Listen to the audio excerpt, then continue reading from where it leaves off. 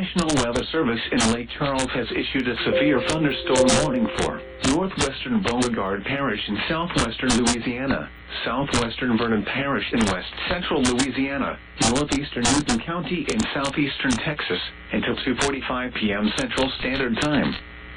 At 2:05 p.m. Central Standard Time, a severe thunderstorm was located near Newton, moving northeast at 35 miles per hour. Hazard, 60 miles per hour wind gusts and quarter-size hail. Source, radar indicated. Impact, hail damage to vehicles is expected.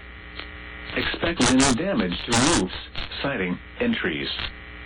Locations impacted include DeLitter, Newton, Burr Junction, Stringtown, and Evans.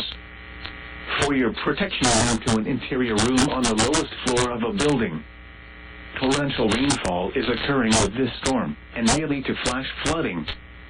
Do not drive your vehicle through flooded roadways.